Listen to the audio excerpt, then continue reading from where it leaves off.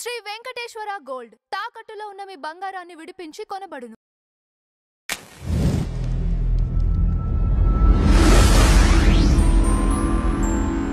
నమస్కారం నాగార్జున గారు. నమస్తే అంజీ గారు. పవన్ కళ్యాణ్ గారు రీసెంట్ గా ఎర్రచందనం ఈ గోడౌన్స్ ఏవైతే ఉన్నాయో వాటిని పరిశీలించారు.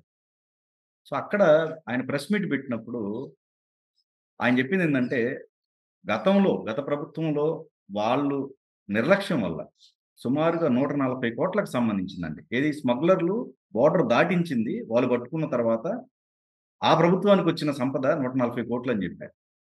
సో ఇంకా కర్ణాటక ప్రభుత్వానికి కర్ణాటక ప్రభుత్వానికి మాత్రం ఎగ్జాక్ట్లీ కర్ణాటక ప్రభుత్వానికి అదే అసలు ఆయన చెప్పిన లెక్క ప్రకారం అసలు లెక్కల్లో తేలని ఎన్ని ఉంటాయి.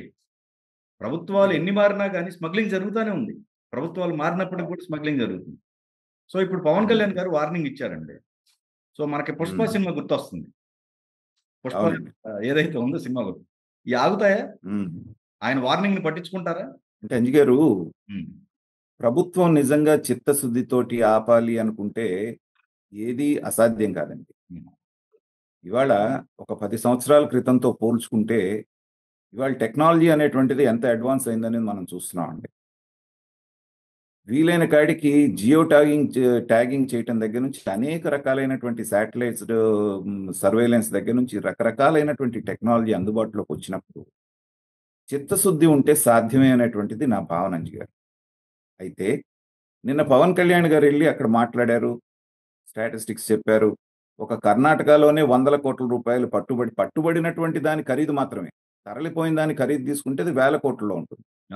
అలాగే అటు తమిళనాడు నుంచి కానివ్వండి, మిగతా స్టేట్స్ దగ్గర నుంచి ఎక్కడ అంతకుముందు మనం ఎలక్షన్ రిజల్ట్స్ రాకముందు ఇంకా కొద్ది రోజుల్లో వస్తుందనగా మన నేపాల్ బార్డర్లో పట్టబడ్డాయి. ఎవరు పెద్దిరెడ్డి రామచంద్రారెడ్డికి సంబంధించిన లారీల్లో, ఆ లారీల్లో పట్టుబడినటువంటి ఎర్రచందనం విలువ మాత్రమే 200 కోట్లు ఉందని తేల్చారు. అంటే ఒక బ్యాచ్ లోనే ఉన్నటువంటి మొత్తం పట్టుకుంటే 200 కోట్లు అంటే ఇలాంటి ఎన్ని బ్యాచ్లు తరలిపోయి ఉంటాయి అనేటువంటిది చూసుకోవడానికి. తర్వాత మనం క్రిటికల్ గా చూడాల్సింది ఏంటంటే, అంటే కొంచెం కామన్ సెన్స్ ఉపయోగించి మనం ఇచ్చేస్తే 2014-19 మధ్యలో కనీసం వారానికో 10 రోజులకో 15 రోజులకో ఒక వార్త వచ్చేది.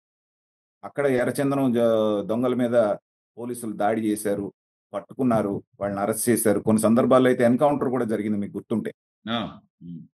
సో చాలా వరకు కట్టడి చేయడానికి ప్రయత్నం అయితే జరిగింది. కానీ 2019 నుంచి 24 మధ్యలో ఒక్క ఎర్రచందనం స్మగ్లర్ని కానీ కొట్టినోడిని కానీ పట్టుకున్నట్టు మీకు దాఖలాలు ఉన్నాయండి? ఎక్కడ కూడా ఒక కేసు పెట్టినట్టు కానీ ఒకరిని పట్టుకున్నట్టు కానీ లేదు. అంటే వీళ్ళు రాగానే దొంగలందరూ పారిపోయారా? కానీ జరిగింది ఏంటంటే, దొంగలు అధికారంలోకి వచ్చారు. ఎవరైతే అప్పుడు దాకా ముసుగుల్లో ఉండి ఎర్రచందనం స్మగ్లర్ల రూపంలో గంగిరెడ్డి లాంటి వాళ్ళందరూ దొంగచాటుగా చేసుకునేటువంటి వ్యాపారం ఏదైతే ఉందో వాళ్ళ బాసే అధికారంలోకి వచ్చాడు. కాబట్టి విచ్చలవిడిగా వాళ్ళు ఇష్టారాజ్యంగా చేసినటువంటిది గత 5 సంవత్సరాల్లో జరిగింది. కానీ పవన్ కళ్యాణ్ గారిని కూడా నేను ప్రశ్నిస్తుంది ఏంటంటే, వచ్చిన తర్వాత ఇవాళకి మీరు వచ్చి ప్రభుత్వంలోకి ఎన్ని రోజులైంది? దాదాపు 1.5 year కావస్తుంది. ఇవాళ వెళ్ళి మాట్లాడతారా దాని మీద? వచ్చిన వెంటనే దాన్ని అరికట్టడానికి తీసుకున్నటువంటి చర్యలు ఏంటి అనేటువంటిది ఇవాళ కాదు, మీరు వార్నింగ్ ఇవ్వాల్సింది వచ్చిన ఫస్ట్ నెలలోనే. ఎందుకంటే పవన్ కళ్యాణ్ గారు అనేటువంటి రాజకీయ నాయకుడు ఒక విభిన్నమైనటువంటి నాయకుడు. ప్రజలు కూడా ఆయన దగ్గర నుంచి విభిన్నమైనటువంటి రాజకీయాన్ని వాళ్ళు ఆశిస్తారు. ఇప్పుడు మనం సీజ్ ద షిప్ అనేటువంటిది చూసాం అంజీ గారు. అవును. మంత్రివర్గం ఏర్పడగానే నాదెళ్ల మనోహర్ గారు చేసినటువంటి మొట్టమొదటి పని ఏంటంటే, కాకినాడ వెళ్ళి ద్వారంపూడి చంద్రశేఖర్ రెడ్డికి సంబంధించినటువంటి గోడౌన్ల మీద దాడి చేసి కొన్ని వేల మెట్రిక్ టన్నుల బియ్యం అక్రమ నిల్వల్ని ఆయన గుర్తించాడు. అయిన తర్వాత దొంగ దొరికిపోయాడు రక్తపు చేతులతోటి. ప్రజలేం ప్రశ్నిస్తున్నారంటే, ఇప్పుడు వరకు ఏమైంది అది? తర్వాత పవన్ కళ్యాణ్ గారు వెళ్ళారు, హడావుడి చేశారు, సీజ్ ద షిప్ అన్నారు. ఆ కొన్ని రోజులు అయిన తర్వాత ఆ షిప్ దారిన షిప్ పోయింది, బియ్యం దారిన బియ్యం పోయినాయి. ఇప్పటి వరకు ఏవి దాని మీద చర్యలు అనేటువంటిది ప్రజల్లో ఉన్నటువంటి భావన. అలాగే సెన్సేషన్ కోసమో లేకపోతే మీరు వెళ్ళి అక్కడ ఉన్నటువంటి ప్రజల్ని మెప్పించడానికో వెళ్ళిపోయి ఆ హీరోయిక్ డైలాగులు మాట్లాడేసి అక్కడ ఉన్నటువంటి స్టేట్మెంట్లు ఇవ్వటం కాకుండా, ఆయన ఏదైతే మాట్లాడారో అది చేతల్లోకి వచ్చినప్పుడు, ఎందుకంటే అటవీ సిబ్బంది కొంతమంది పాపం ప్రాణాలకి తెగించి మరీ పోరాడుతున్నారు. వాళ్ళకి ప్రభుత్వం వైపు నుంచి గనక సరైనటువంటి అండ లేకపోతే వాళ్ళు కూడా కాడిబారేసి కూర్చుంటారు. ఎవరెట్లా పోతే మాకెందుకని. వాళ్ళు గనక ఆ పని చేస్తే ఏమనిపిస్తుందంటే అంతా బాగున్నట్టుగా కనపడుతుంది. ఇప్పుడు 19 నుంచి 24 మధ్యన జరిగినట్టు. కాబట్టి నిజంగా గనక మీకు చిత్తశుద్ధి ఉంటే దాన్నంతా కూడా ఫారెస్ట్ ఏరియానంతా కూడా మ్యాపింగ్ చేసి తర్వాత అంటే టెక్నికల్‌గా నాకు అవి తెలీదు గానీ శాటిలైట్ నుంచి కూడా సర్వేలెన్స్ చేసేటువంటి టెక్నాలజీ వచ్చిందంటున్నారు. జియో ట్యాగింగ్ అంటున్నారు. జియో రకరకాలు ట్యాగింగ్ వాడుతున్నారు. అంటున్నారండి. జియో ట్యాగింగ్ అంటున్నారు. అది చేయండి. తర్వాత ఏ ఏరియాస్‌లో అవకాశం ఉందో ఆ డ్రోన్ సర్వేలెన్స్ పెట్టండి. టెక్నాలజీని వాడుకోండి. ఇప్పుడు ఈ ప్రభుత్వం ఇదనే గదా! జనాలనేది టెక్నాలజీని బాగా వాడతారనే గదా చెప్పేది.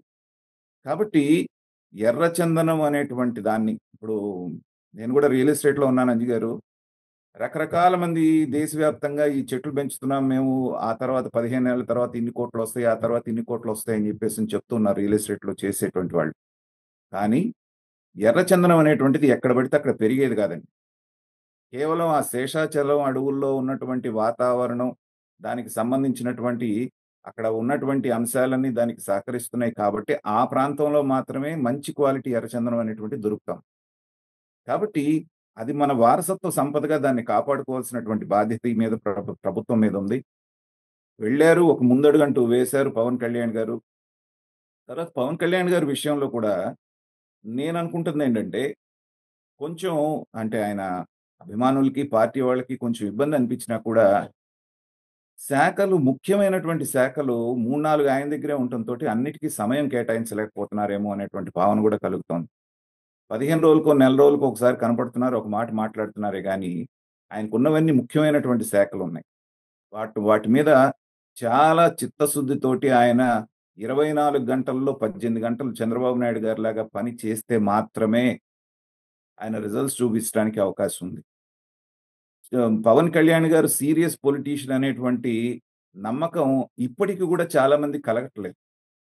ఎందుకంటే తన శాఖని ఒక మంత్రిగా సీరియస్‌గా తీసుకొని చేయాల్సినటువంటిది ఇది ఇప్పుడు మీరు చెప్పినటువంటి టాపిక్ గాని, లేకపోతే ఈ ఎర్రచందనం అనేటువంటిది ఆయన యొక్క సమర్థతకి ఒక పరీక్ష లాంటిది.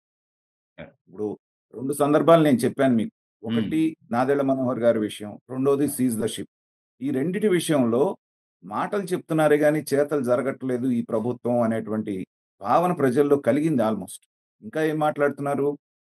ఆ చంద్రశేఖర్ రెడ్డి అక్కడ కాకినాడలో ఏం చెప్పుకు తిరుగుతున్నాడంటే, నేను వాళ్ళతోటి పాసిఫై చేసుకున్నాను. నేను వాళ్ళతో అన్నీ మాట్లాడేసుకున్నాను కాబట్టి నా జోలికి రావట్లేదని కాలర్ ఎగరేసి తిరుగుతున్నాడు. సో, ఇది ప్రజలు నమ్మేటువంటి అవకాశం ఉందండి.